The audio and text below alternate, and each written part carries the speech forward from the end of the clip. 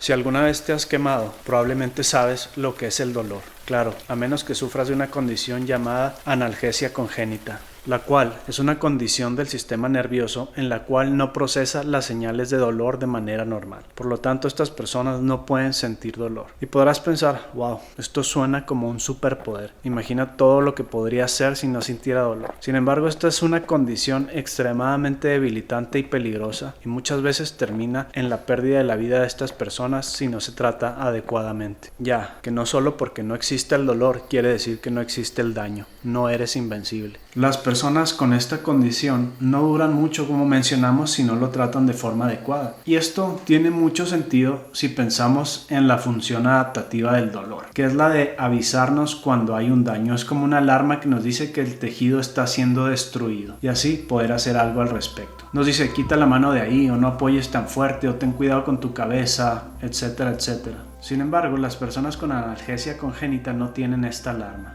por lo que terminan destruyendo su cuerpo poco a poco, mordiéndose la lengua, rasgándose los ojos, rompiéndose huesos, quemándose, etcétera, etcétera. La palabra emoción viene de emoción, de movimiento, al igual que motivación, lo cual implica moverse. Por lo tanto, probablemente las emociones comenzaron a evolucionar junto con la capacidad de los organismos de moverse, ya que estas son para promover el cambio, tomar acción para alejarnos de lo que nos está causando daño o acercarnos a lo que nos puede hacer bien. ¿Para qué sentir miedo si no puedes huir? ¿Para qué sentir deseo si no te puedes acercar? Igualmente con el dolor, ¿para qué sentir dolor si no puedes moverte, si no puedes cambiar nada? Las teorías modernas de la evolución explican que las emociones no son simplemente reacciones al azar, sino herramientas que hemos desarrollado porque nos dieron ventajas en situaciones que se repetían a lo largo de nuestra historia como especie. Y varias emociones pueden compartir causas, funciones y respuestas físicas y mentales. Por ejemplo, Cosmides y Tooby propusieron que la evolución ha diseñado muchísimos módulos específicos en nuestra mente para resolver problemas completos, como evitar infidelidad, evitar peligros, formar alianzas, etc.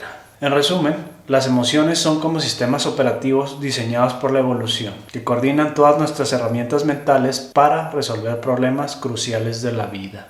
Aunque las emociones han sido consideradas a veces como desadaptativas o negativas o malas, la mayoría de los investigadores ahora están de acuerdo en que proporcionan ciertas ventajas selectivas y las han descrito como procesos especializados que mejoran la aptitud en determinadas situaciones. Antonio Damasio, en su libro El error de Descartes, argumenta que las emociones son fundamentales para el pensamiento racional y la toma de decisiones, contrario a lo que a veces se piensa. Odors cannot travel through the vacuum of space.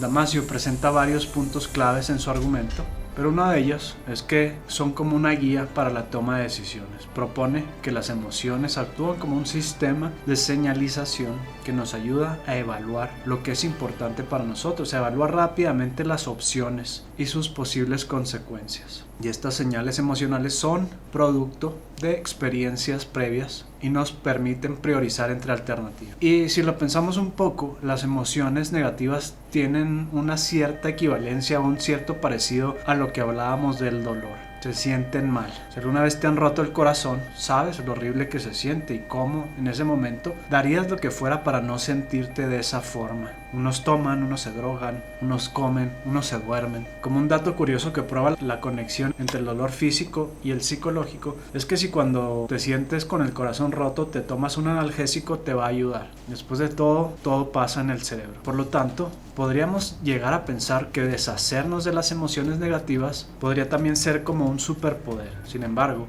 al igual que con el dolor físico y con la analgesia congénita, estas tienen su función y su función es la de protegernos de otro tipo de destrucción, la destrucción social.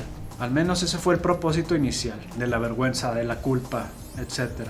Hablando de una forma evolutiva, no están ahí para hacernos sufrir, sino para ayudarnos a sobrevivir. Todos hemos llegado a sentir miedo, vergüenza, tristeza, celos, ansiedad o alegría. Al parecer existen más emociones negativas que positivas. ¿Por qué es esto? ¿Nos quieren hacer sufrir? La verdad es que no. La verdad es que en nuestro ambiente, al menos en el que evolucionamos, había mucho más cosas que podrían hacernos daño que las que nos podrían ayudar. Esto también explica el sesgo de negatividad. Piensa mal y acertarás. Y aquí es donde vale la pena recordar que a la evolución no le importa tu felicidad, solamente que sobrevivas lo suficiente para reproducirte. Como mencioné, a veces podríamos pensar en no sentir emociones como otro superpoder, no sentir ansiedad, no sentir miedo, no sentir tristeza. Y de hecho yo llegué a pensar esto cuando comencé a estudiar sobre sociópatas. Decía, wow, qué envidia, pueden hacer lo que quieran, no les da pena nada, van por lo que quieren. Pero existe el otro lado de la moneda. Eventualmente terminan pagando las consecuencias, siendo rechazados y se pierden de esta parte tan importante de la experiencia humana: querer, sentir, relacionarse, porque ellos, así como no pueden sentir lo malo, tampoco pueden sentir lo bueno. Como dicen, el amor y el dolor son compañeros de baile. Entonces, ¿por qué tenemos emociones y cómo han moldeado nuestra forma de vivir y sobrevivir? Vamos a explicarlo desde un enfoque evolutivo, analizando qué nos puede decir la ciencia de estas respuestas humanas, que no son simplemente reacciones al entorno, sino complejas herramientas diseñadas por la selección natural, así como el ojo, las manos, las uñas. Y más interesante, vamos a ver cómo esta visión puede cambiar y ayudarnos a entender lo que sabemos sobre los trastornos de ansiedad y depresión. Las emociones no son accidentes de la naturaleza, sino adaptaciones que han evolucionado para ayudarnos a sobrevivir. Según Nese, o Nice, no sé cómo se pronuncia, en uno de los artículos que usé para este video y en su libro Buenas razones para malos sentimientos, las emociones son modos especializados de operación diseñados para responder a situaciones críticas que se han repetido a lo largo del tiempo. Es decir, una forma de resolver problemas recurrentes que amenazaban la sobrevivencia y reproducción. Desde una perspectiva evolutiva, podríamos pensar que son respuestas inflexibles e innatas, algo así como reflejos automáticos a estímulos universales como serpientes, sonrisas, la oscuridad, etc. Pero en realidad la evolución nos muestra algo mucho más interesante. Los mecanismos que regulan nuestras emociones son increíblemente flexibles y se adaptan a las circunstancias. Por ejemplo, imagina cuando un objeto viene hacia ti rápidamente, como cuando te avientan una pelota. Este tipo de estímulo ha estado asociado tantas veces con peligro en nuestra historia que provoca una respuesta automática, una respuesta de miedo y de huida. Es adaptativo. Lo mismo debería pasar con los conejos cuando ven un zorro. Una respuesta automática de miedo, de huida, puede salvarles la vida. Pero ¿qué pasa cuando no funciona? Digamos, con un conejo que no le tiene miedo a un zorro, suelen terminar en situaciones fatales, ya que carecen del instinto para escapar. De hecho, en este caso se podría decir que tienen un desorden de ansiedad mortal, pero no como lo entendemos generalmente con mucha ansiedad, sino de que no hay ansiedad. Y esto nos empieza a abrir un poco los ojos acerca de que no solo significa tenerlo el problema, a veces no tenerlo también. Pero aquí está lo curioso también, no todo es tan automático como se piensa. Tenemos el caso de las serpientes. En los primates, el miedo a las serpientes no es algo completamente innato, contrario a lo que se cree. Lo que pasa es que las serpientes ha sido una amenaza que ha estado con nosotros por muchos años, por lo tanto es un estímulo al cual es fácil aprender a temerle, a diferencia de otros estímulos más modernos que en realidad nos causan más daño, como carros, como enchufes eléctricos, como pistolas, a las cuales es más difícil aprender a temerles de una forma automática. Cualquiera que sea papá se puede dar cuenta de eso, que por ejemplo a las serpientes o a la oscuridad, que en el ambiente moderno no nos causan mucho daño. Es mucho más fácil aprender a temerle a una serpiente que por ejemplo a una flor, por más que intentes. Quizás se puede lograr, como demostró, como aquí podría ser interesante mencionar el ejemplo de Watson con el pequeño Albert, el cual usó el condicionamiento clásico para hacer lo que le tuviera miedo a un conejo, creo que de peluche. ¿Cómo lo hizo? Pues el pequeño Watson era un bebé y cada que le enseñaban el conejo, Watson hacía un ruido muy fuerte con un fierro.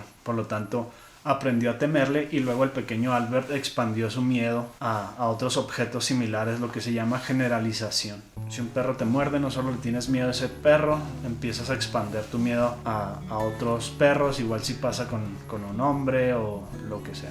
Pero aquí entra el efecto García, que es justamente esto: hay cosas que es más fácil aprender a temerles que otras. Y aunque ahorita no vamos a adentrarnos mucho en el condicionamiento clásico o el operante, este pudo haber sido moldeado por la selección natural también como una forma de flexibilidad de aprendizaje para adaptarnos al ambiente. Es muy interesante pensar por qué existe este condicionamiento, por qué podemos responder a un estímulo sin que el estímulo esté ahí. Siempre vivimos a base de predicciones de lo que va a pasar. Condicionamiento clásico, como quien dice, nos prepara ante ya sea alimento o posible amenaza, etc. Por lo tanto, la capacidad de condicionamiento clásico es una de las habilidades más versátiles que tenemos. Y por el otro lado, el condicionamiento operante, básicamente, se trata de repetir lo que funciona y eso es increíblemente útil. Repite lo que te hace bien, deja de hacer lo que te hace mal.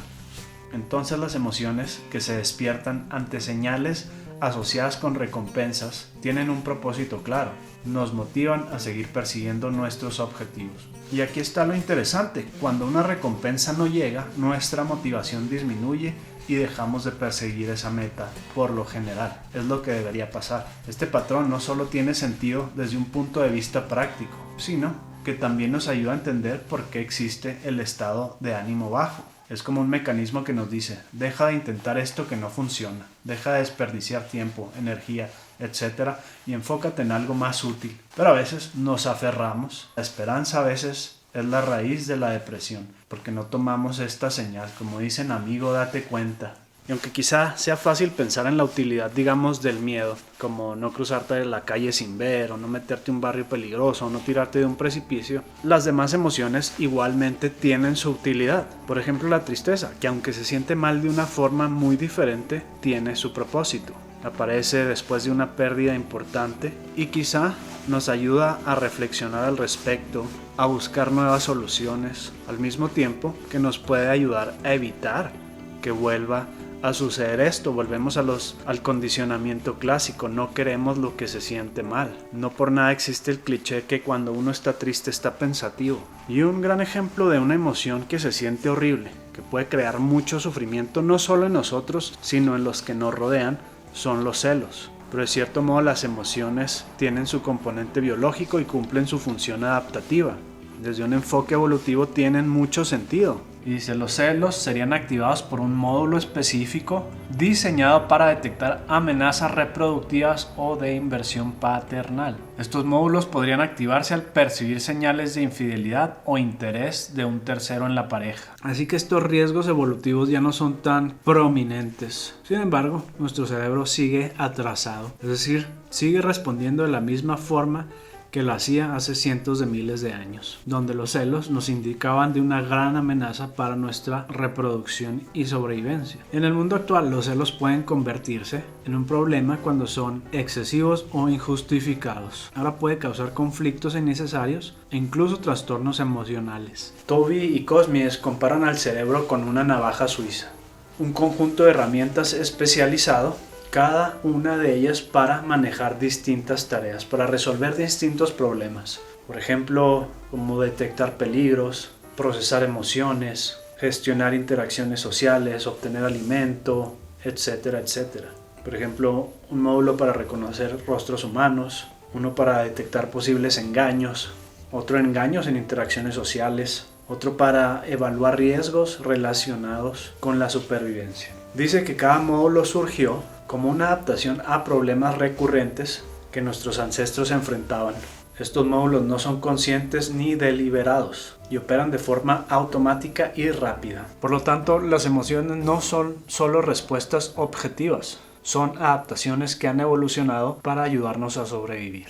Nisi, el autor del artículo que revisamos para hacer este video, describe las emociones como modos especiales de operación que ajustan cómo respondemos a situaciones críticas. Por ejemplo, el miedo ajusta nuestros reflejos, nos acelera el corazón y nos pone alerta cuando enfrentamos un peligro. Por eso, cuando estamos asustados, cualquier ruidito nos hace saltar porque necesitamos estar preparados para huir de la amenaza, es decir, nos prepara. Pero pues estas emociones no son simples, son respuestas complejas que combinan componentes fisiológicos, cognitivos y conductuales para maximizar nuestras probabilidades de sobrevivir en situaciones recurrentes de la evolución. Por lo tanto, como diría el autor, hay buenas razones para esos malos sentimientos. Las emociones positivas, como la alegría, como el amor, nos motivan a aprovechar oportunidades, a buscar, y las negativas, como el miedo o la tristeza, nos ayudan a evitar peligros o a reparar daños. Entonces, si son tan útiles, ¿por qué hay tanto desorden emocional? Y aquí está el dilema. Así como la tristeza nos puede ayudar a reflexionar o el miedo a salvar la vida, no siempre son útiles. A veces se activan en situaciones donde no son necesarias, donde no tienen un propósito o de una forma inadecuada, como en la depresión o en la ansiedad crónica. Y esto se podría explicar con el principio que se llama de detector de humo. ¿Qué quiere decir esto? Se imagina que tienes un detector de humo en tu casa. Prefieres un detector de humo que piense que se está incendiando la casa con el pan tostado a uno que vaya a ignorar un verdadero incendio. ¿Por qué? Porque sería demasiado costoso. Nuestro cerebro trabaja de esa forma. Prefiere equivocarse, asumiendo que hay amenaza donde no la hay, a equivocarse asumiendo que es seguro donde hay una amenaza. Por ejemplo, el primer error simplemente nos puede costar un susto o quizá irnos, pero el segundo error nos costaría la vida. Por lo tanto, los trastornos emocionales, como la ansiedad y la depresión, desde una perspectiva evolutiva son como un precio a pagar por sobrevivir. A la evolución no le importa tu felicidad, le importa que sobrevivas. No son fallos del sistema, sino respuestas adaptativas mal calibradas. Por ejemplo, la ansiedad extrema podría ser un detector de humo demasiado sensible, que se activa por pequeñas señales de peligro, como en los desórdenes de ansiedad generalizada. Ven amenaza donde probablemente no la hay. Y es molesto, pero en el pasado pudo haber sido algo útil para evitar riesgos fatales. Si el costo de una falsa alarma es bajo, por ejemplo 200 calorías corriendo, huyendo y 10 minutos, pero el costo de no experimentar pánico ante un peligro real es alto, digamos en promedio 200.000 calorías, que son las calorías que tiene más o menos un humano, un sistema normal generará muchas más falsas alarmas. En este caso hipotético, el sistema óptimo desencadenará un ataque de pánico siempre que una señal indique probabilidad de peligro mayor a 1 en 1000 de que un depredador está presente. Así, 999 de cada 1000, la respuesta será una falsa alarma. Sin embargo, valdrá la pena por no cometer el error y será útil a largo plazo. Este vendría siendo el principio del detector de humo, el cual es crucial para comprender la ansiedad y la depresión aparentemente innecesarias. En el ejemplo, digamos que eres un homínido caminando por la sabana y escuchas un arbusto moverse. Tienes dos opciones. Puedes pensar que fue el viento y seguir adelante, o pensar que es un depredador y huir. Si te equivocas en el primero, es decir, un error tipo 1, un falso positivo, pues volvemos a que te cuesta unas cuantas calorías y alejarte. Pero si cometes el error tipo 2, que es el falso negativo, pensar que es el viento cuando era un depredador, pues se acabó tu carrera evolutiva. Por eso tiene sentido esto. Por lo tanto, esto nos ayuda a replantearnos cómo tratamos los trastornos. En lugar de solo bloquear síntomas, tal vez deberíamos entender mejor su propósito evolutivo. Tener una nueva forma de entender las emociones como herramientas evolutivas que han moldeado nuestra historia como especie, pero también son la raíz de muchos desafíos modernos, como los trastornos emocionales. Entonces ahora yo te pregunto, ahora que quizá tengas un entendimiento más claro de esto que llamamos desórdenes psicológicos, ¿crees que pueda cambiar tu relación con ellos? Pues que ¿crees que puedas tener una respuesta más adaptativa? ¿Piensas que estas emociones causan más problemas de los que resuelve? Comenta. Y bueno, eso es todo. Adiós.